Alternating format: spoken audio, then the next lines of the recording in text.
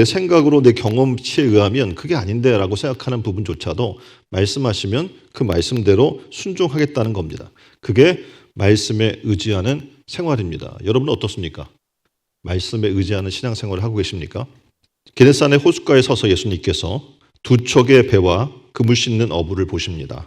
그리고 시몬을 향해 부르셔서 육지에 조금 배를 떼게 하고 무리를 향해서 하나님의 나라의 진리, 복음을 전하시는 그런 장면입니다. 1절 말씀이 이렇게 얘기하죠. 무리가 몰려와서 하나님 말씀을 들을새 예수는 게네사렛 호숫가에 서서. 자, 이 모습은 예수님 당시에 자주 볼 수 있는 모습입니다.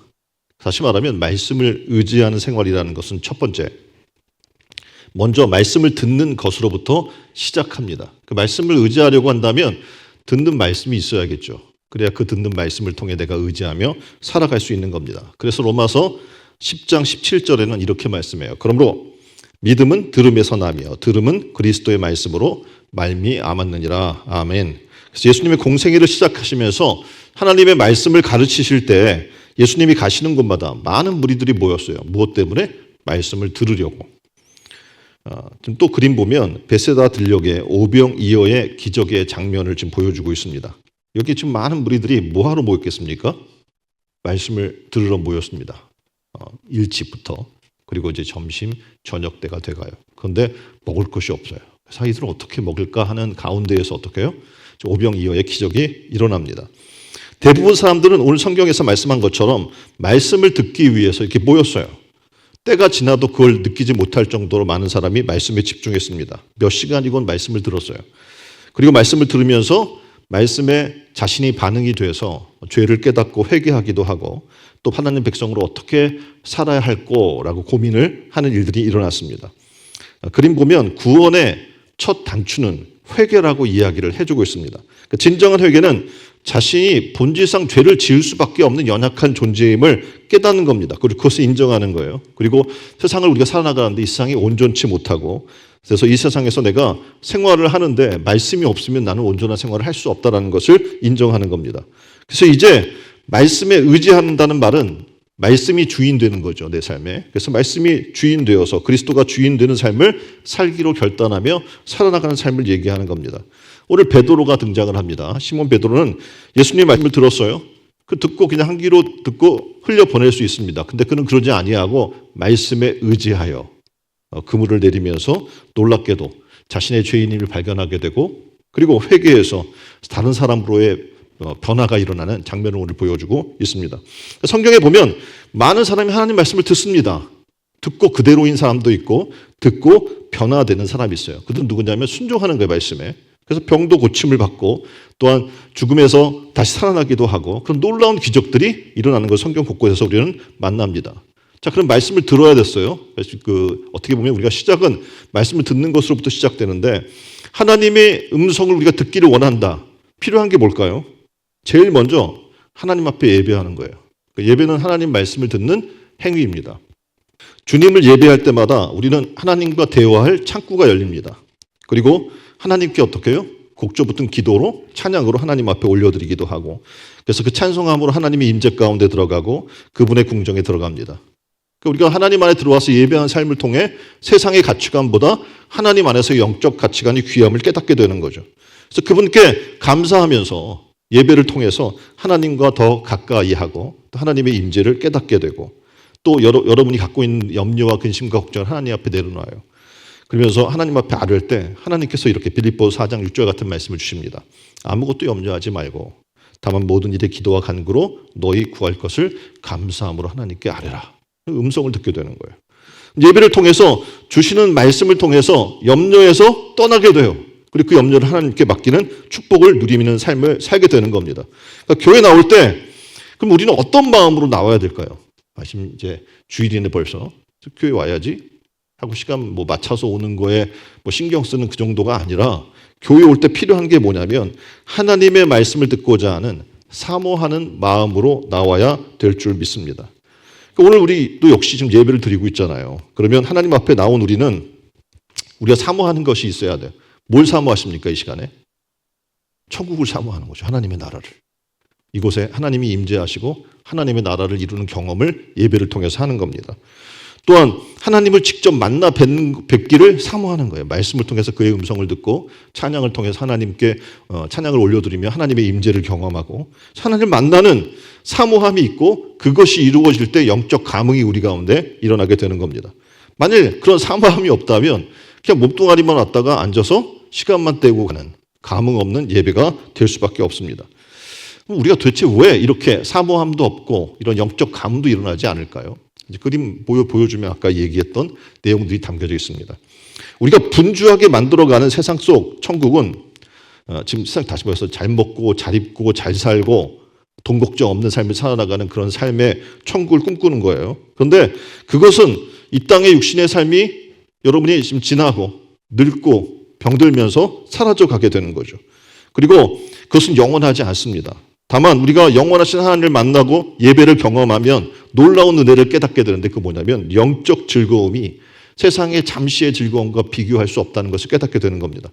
이렇게 하나님 말씀을 듣고자 사모하는 성도들에게 놀랍게도 예배를 통해서 하나님의 은혜가 내려요. 그리고 예배를 통해서 하나님의 영적 말씀을 양식으로 받게 되는 줄 믿습니다. 자, 이러한 성도들이 예배를 마치고 돌아가요. 그럼 뭐가 일어나야 돼요? 그 말씀에 순종하는 삶이 일어나야 되겠죠. 그럼 어떻게 합니까? 그것이 능력이 돼요. 삶의 육적인 것이 썩어질 것이 썩지 아니할 것으로 영적인 것으로 바뀌는 은혜가 일어나게 될 줄 믿습니다. 그래서 우리는 예배를 사모해야 하고 그 예배를 나올 때 사모하는 마음이 있어야 하는데 하나님의 나라와 그의 의를 사모하는 마음이 충만해지시기를 주님의 이름으로 축원드립니다. 자, 그럼 두 번째, 말씀을 의지한 생활은 어떤 삶을 얘기합니까? 순종하는 삶입니다. 그러니까 순종하는 신앙의 생활이 바로 말씀을 의지하는 생활인 거예요. 그러니까 말씀을 의지하지 않는 사람은 순종하지 않습니다. 절대. 자, 4절 말씀입니다. 말씀을 마치고 시몬에게 이르되 깊은 데로 가서 그물을 내려 고기를 잡으라 라고 말씀해요. 그러니까 이 부르심의 핵심은 하나님 말씀 그 자체입니다. 깊은 데로 가라고 했을 때 지금 깊은 데로 가서 내가 지금 시기는 아닌데 고기가 나오는 시기가 아니에요. 그리고 이른 시간에는 고기가 깊은 데 있지 않습니다. 어떻게 보면 불가능한 거예요. 그래서 이미 지쳐서 고기를 잡다 밤새도록 한 마리도 못 잡았는데 또 그물을 챙겨가지고 나가서 그물을 던지라고. 그리고 지금 상황이나 지금 시기나 모든 것들이 맞지 않는데 그러면 어떻게 해요? 순종하지 않으면 당연히 빈 배로만 있는 거예요. 뭐가 채워져요? 순종하지 않는 자에게는 아무것도 없는 겁니다.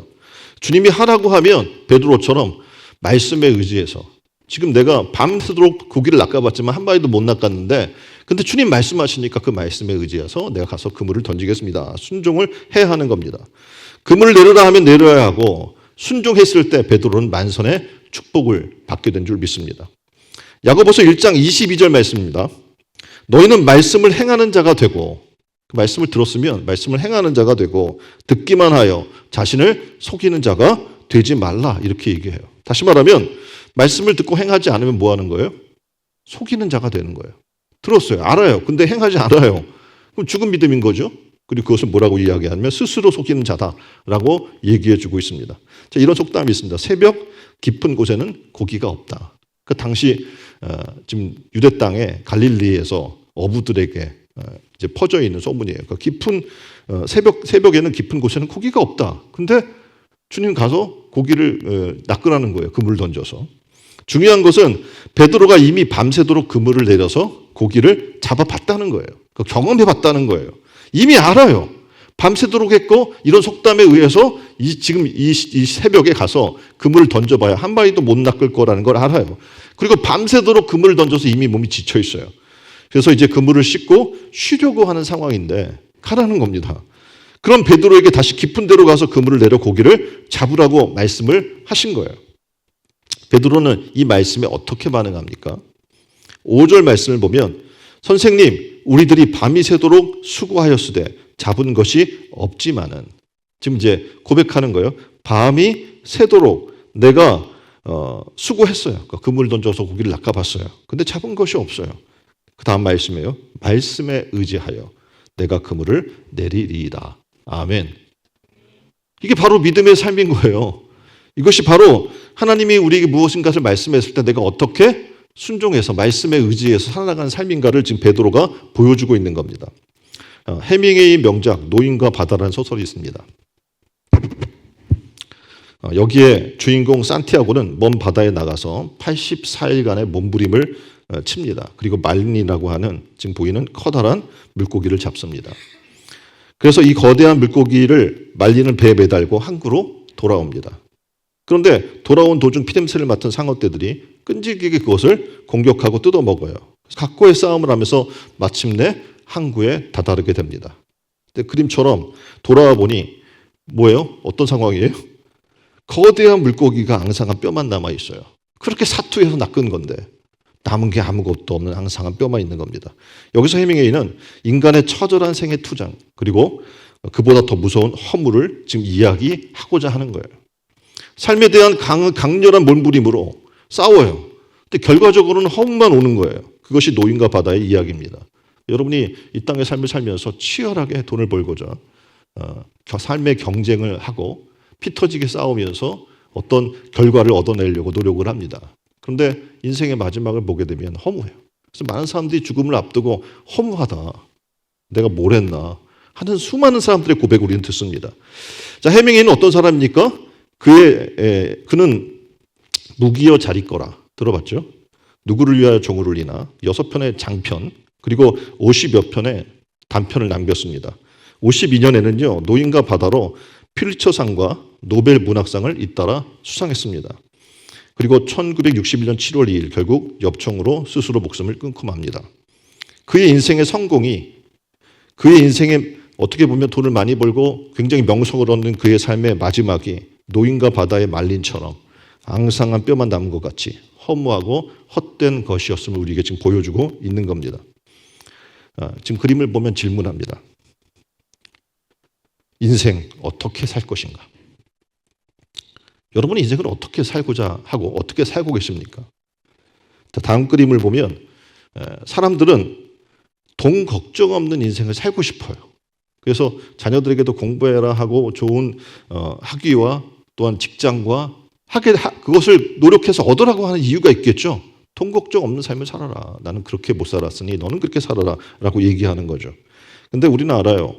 해밍웨이가 우울증 그리고 과대망상으로 마지막에 자신의 삶을 스스로 끊었던 그를 통해 보는 것은 돈을 얻고 명성을 얻고 다 얻었어도 허무와 절망 가운데 생을 마감했던 그의 모습 속에서 인생의 노력과 결과는 성공 결국은 허무하다라는 것을 깨닫게 됩니다. 전도서에서도 얘기해 아래 모든 것이 헛되고 헛되도다라고 얘기하는 것을 우리는 듣습니다.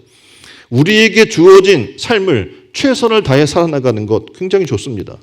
힘들게 노력하고 그것에 합당한 열매를 얻고 얼마나 좋겠습니까? 근데 문제는 뭐냐면 그 삶의 결과가 끝이 이야기하는 것처럼 확신이 있고 앞으로 미래에 대한 소망이 있고 그런 게 아니라는 겁니다. 밤이 새도록 수고했으되 잡은 것이 없지만 베드로의 고백이에요. 밤새도록 수고했는데 낚은 것이 없이 돌아가는 허무한 인생, 좌절의 인생임을 얘기해요. 그런데 그 다음 말씀이 중요한 거예요. 그러나 말씀에 의지하여 내가 그물을 내리리이다. 자, 이 베드로의 말씀에 주의 깊게 보시길 바랍니다. 베드로의 이 말씀에는 많은 의미가 담겨져 있어요. 특별히 깊은 데로 가서라는 이 말씀 속에는 여러 가지 의미가 있는데 얕은 물에는요. 다음 그림 보면 얕은 물에는 작은 물고기만 살아요. 피라미 이런 것만 조그만 거 살잖아요. 그렇죠? 거기에 얕은 이렇게 눈에 다 보이는데 거기 큰 물고기들 삽니까? 그렇지 않단 말입니다. 깊은 물에 뭐가 있어요? 큰 고기들이 있는 거예요. 또 깊은 바다는 어떻게 해요? 요동함이 없습니다. 수면 위에는 파도가 쳐도 깊은 바닷속은 평온해요. 지금 그림은 바닷물은 3층 구조로 되어 있음을 얘기해주고 있는 거거든요. 그러니까 수표면의 물은 혼합층으로 되어 있어요. 그래서 태양 에너지를 직접 흡수하는 층이니까 수온이 일정해요. 중간층과 수온 약층으로 다음 단계로 내려가면 수온이 점점 낮아져요. 수온이 낮으니까 대류 활동이 일어나지 않죠. 그러니까 어떻게 해요? 매우 안정적이에요. 물의 흐름이 안정적입니다. 근데 맨 아래로 심해층으로 내려가면 수온 변화가 아예 없어요. 그럼 어떻게 됩니까? 바람도 물결도 움직이지 않습니다. 그래서 바람이 불고 태풍이 불 때 수많은 변화를 일으키고 왔다 갔다 하고 많은 것이 죽고 한 데는 어떻게 표면층이에요. 중간 바닥까지는 조금 움직이고 맨 밑은 절대 움직이지 않습니다. 그것은 바다 표면의 영향을 절대 받지 아니하고 조용하고 평안한 겁니다. 우리의 신앙이 바로 이 믿음의 바다와 같다라는 걸 얘기해 주고 있는 겁니다. 그래서 깊은 바다로 들어가는 거예요. 신앙이 얕으면 어떻게 되겠어요? 계속 바람의 영향을 받겠죠? 그렇죠? 바람의 영향을 받고 회오리가 치면 막 같이 휘몰아치고 파도가 치고 정신없는 삶을 살 수밖에 없어요. 왜냐하면 믿음의 깊이 있는 곳에 들어가지 못하니 표면의 흔들림의 영향을 받을 수밖에 없는 겁니다. 무리를 떠나니게 되고 이리 걸리고 저리 걸리는, 그리고 바람 부는 대로 떠다니는 파도 치는 신앙의 삶을 살 수밖에 없는 겁니다. 사랑하는 신천은행교회 성도 여러분, 하나님의 깊은 은혜 가운데 들어가시기를 주님의 이름으로 축원드립니다. 또 하나는 얕은 물은요 금방 말라요. 물이 얕으면 어떻게 해요? 가뭄이 들면 말라버리죠. 저수지 같은 것도 금방 말라버리잖아요. 근데 깊은 물은 마르지 않습니다. 우리들이 지금 신앙의 삶을 살아나가는데 굉장히 깊은 저수지를 만들어야 되는 거예요. 그래서 은혜의 깊은 저수지, 말씀의 깊은 은혜의 저수지에 저장을 해야 되는 겁니다. 그럴 때 영원히 마르지 않는 생명의 물을 저장할 수 있게 될 줄 믿습니다. 얕은 물에는 수영을 할 수 있어요, 없어요? 물놀이는 할 수 있지만 수영할 수는 없습니다. 근데 깊은 물은 어떻게 해요? 수영을 할 수가 있습니다. 그림은 어떤 내용이냐면 에스겔이 환상 중에 성전에서 발원한 강을 따라서 천자를 가요. 그랬더니 발목에 잠기는 물이 되었어요. 또 다시 천자를 가니까 무릎에 잠기는 물이 되었고 또 다시 천자를 가니까 허리에 차고 다시 천자를 가니 헤엄칠 수 있는 물이 되었다고 이야기를 하고 있습니다. 이 시간 우리가 성전에 왔어요. 근데 발목만 물에 잠그고 돌아가는 삶을 살겠습니까? 무릎만 적셔도 안 되는 거예요. 허리까지 적셔도 난 이 정도면 충분해. 반신욕을 했으니까 라고 할 수 있어요. 그런데 온몸을 하나님 뭐라고 이야기하면 생명의 강에 맡길 것을 얘기해 줍니다. 하나님 말씀에 맡겨야 돼요. 그리고 말씀에 의지하여 살아나가는 삶으로 나가야 되는 거예요. 그래서 지금 나갈 때 헤엄치면서 나가야 되는 거예요. 말씀의 은혜 가운데. 그렇지 않으면 어떡합니까? 우리의 영적 상태는 금방 세상에 나가서 메마를 수밖에 없고 영적 상태는 금방 어떡합니까? 가물 수밖에 없는 겁니다. 자, 이제 우리가 깊은 은혜 속에 살고 있다면 뭘 할 수 있냐면 그물을 내릴 수 있어요. 그물 내린다는 건 왜 내려요? 고기를 잡으려고. 깊은 은혜 가운데 있어야 영적으로 증인이 될 수 있는 거예요. 얕은 곳에 있는 사람은 그물을 못 던져요. 두려워서. 그런데 깊은 곳에 있는 사람은 뭐 할 수 있어요? 은혜가 충만하기에 이제 어떻게 사람을 낚는 어부로서의 삶을 살아나가게 될 줄 믿습니다. 오늘 우리에게 깊은 곳에 가라라고 하신 하나님 말씀이 들리기를 바랍니다. 그리고 베드로와 같이 순종하셔서 은혜 충만한 역사가 일어나기를 주님의 이름으로 축원드립니다. 자, 세 번째 말씀에 의지하는 생활은 뭡니까? 모험과 도전입니다. 뭐라고요? 모험과 도전이에요. 신앙은 항상 모험과 도전이에요. 저는 지금도 모험하고 도전합니다. 제가 모험하고 도전하지 않으면 다 끝나요. 왜냐하면 하나님의 역사는 말씀드렸던 것처럼 깊고 크고 넓어요. 그러니까 이 일을 감당하려면 지속적으로 도전해야 돼요. 우리의 생각은 아까 이야기했잖아요. 자꾸 낮아져요. 가물어요. 메말라요. 그러니까 깊은 은혜 가운데 나가려면 도전해야 돼요. 그리고 앞에 다가오는 큰 위험에 대한 모험을 감수하는 마음이 있어야 됩니다. 깊은 데로 가라고 할 때요, 우리는 여러 가지 생각을 할 수 있어요. 깊은 데로 가면 지금 아까 얘기한 대로 밤새도록 고기를 낚아봤는데 안 됐는데 지금은 또 시즌이 아닌데 거기에서는 고기가 없어 지금 하고 내 생각과 내 상식에 의지할 때는 우리는 절대 말씀에 순종할 수 없다는 겁니다. 다시 말해서 지금 때가 아니라고 뒤로 미룰 때 우리는 아무것도 얻을 수 없어요. 기적은 일어나지 않습니다. 모험과 도전이라는 것은 말씀을 의지한다는 것은 내 생각과 내 경험과 내 지식과 그것을 내려놓는 거예요. 내가 알아왔던 경험과 생각과 지식을 내려놓는다? 이거 쉽지 않은 일인 거거든요. 이건 모험이에요. 도전이에요. 내가 알지 못하는 것을 선택하고 나가는 거잖아요.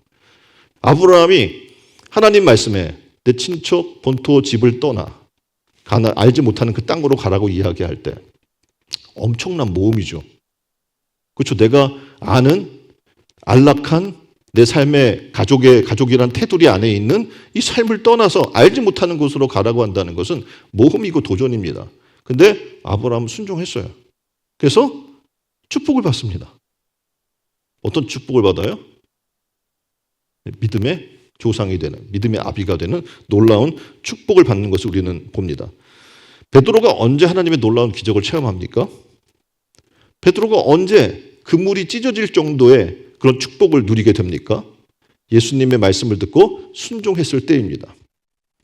예수님 말씀이 지금 어부인 자신이 볼 때 상식에 맞지 않아요. 경험에 맞지 않아요.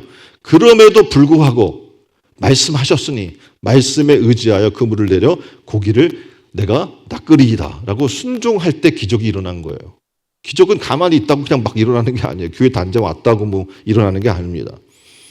이제 우리가 해야 할 일은 뭐냐면 하나님의 축복을 받게 되는 것은 바로 말씀에 순종할 때인 줄 믿으시기 바랍니다. 6절로 7절 말씀입니다.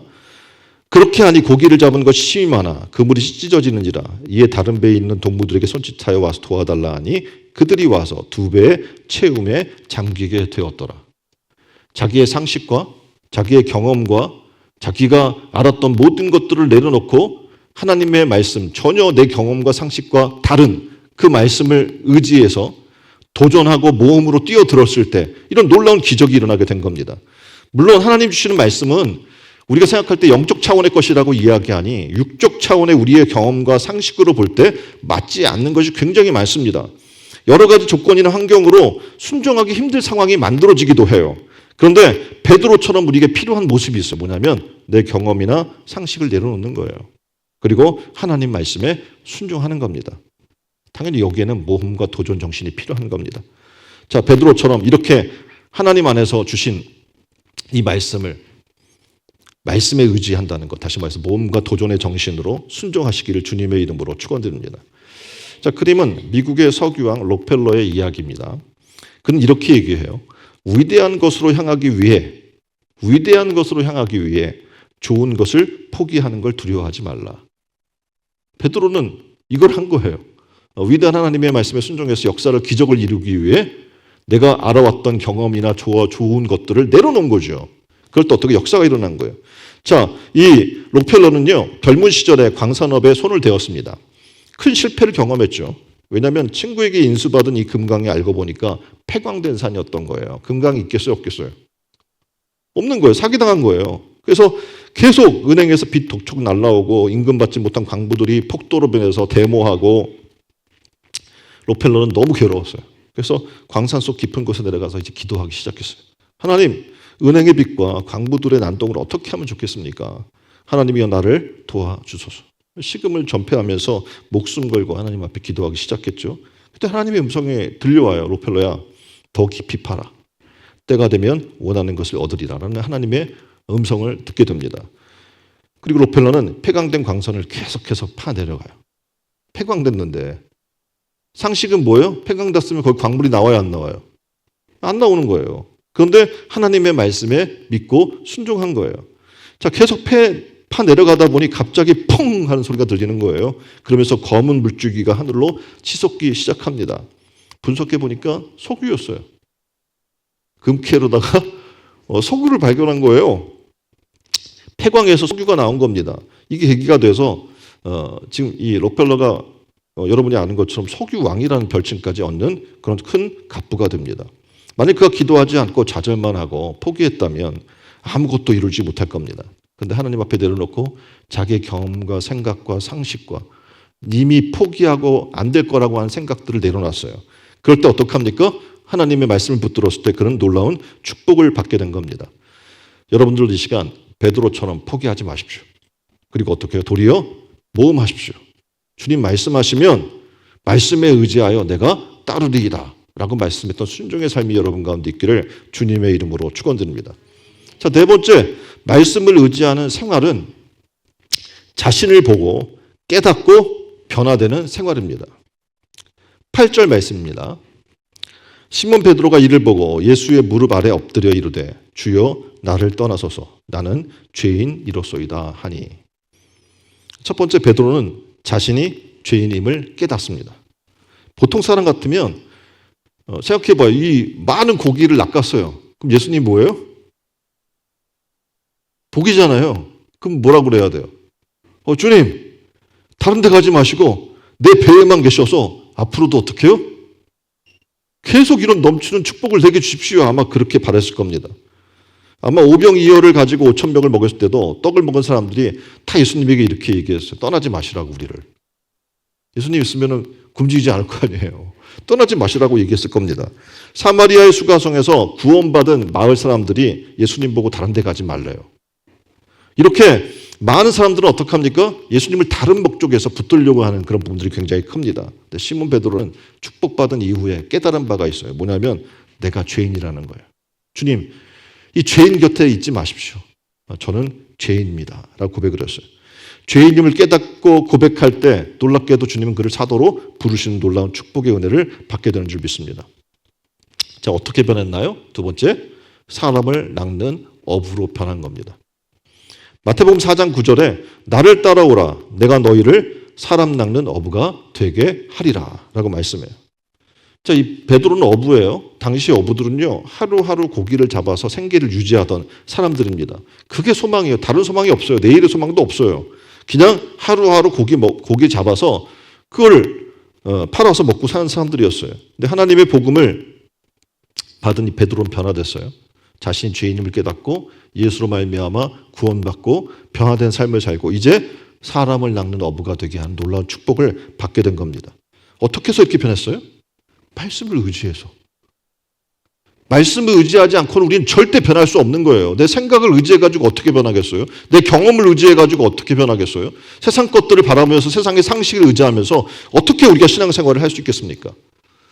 주님 앞에 나오려면 내려놔야 되는 거예요. 내 생각과 경험과 지식과 나의 판단을 내려놔야 되는 거예요. 그리고 주님을 의지해야 되는 거예요. 자, 그림 볼까요? 무슨 그림 같아요? 무슨 그림 같아요? 피카소 작품입니다. 그리고 이거 제목은 황소머리예요. 이 작품의 재료가 이 피카소가 쓰레기장에서요, 버려진 낡은 자전거를 가지고 와서 그걸 가지고 만든 거예요. 재료는 뭐예요? 쓰레기에서 찾아온 거예요.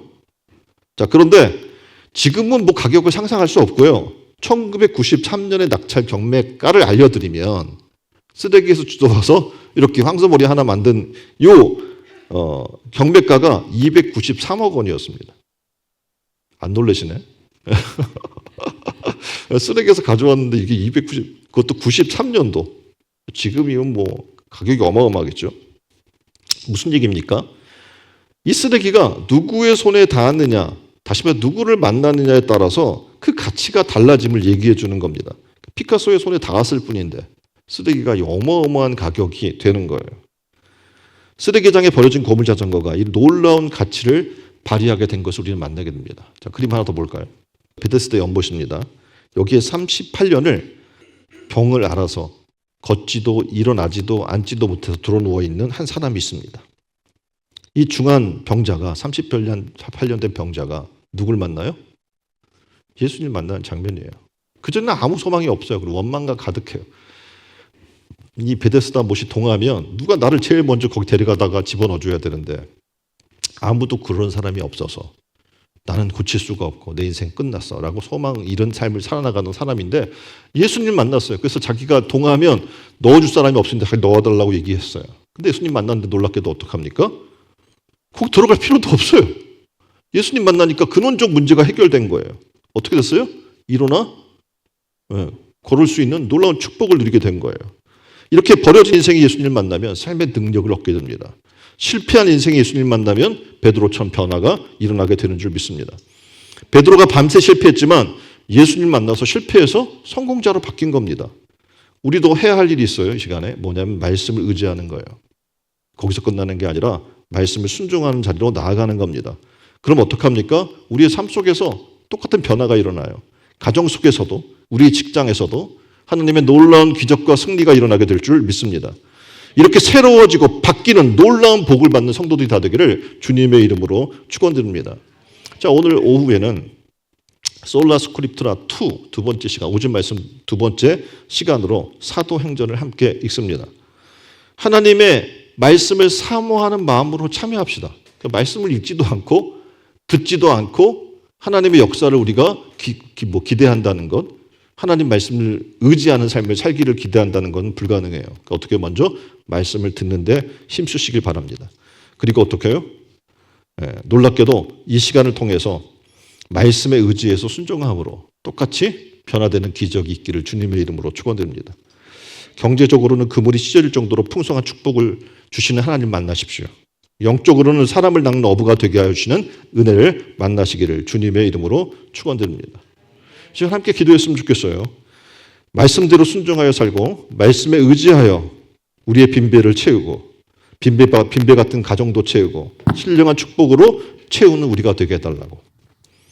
항상 말씀을 사모하게 해달라고. 듣고 깨닫게 해달라고.